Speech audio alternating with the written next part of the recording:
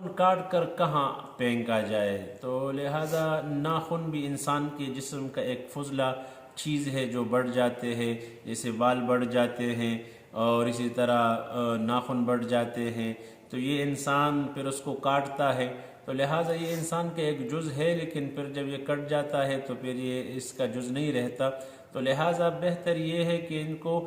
گندگی میں نہ پھینکا جائے، خش و خاشاک میں نہ پھینکا جائے، بلکہ ان کو ڈسٹ بن میں یا کسی صاف جگہ میں اس کو دفن کیا جائے تو مناسب ہے۔ باقی گندگیوں میں یا خاص کر جو آج کل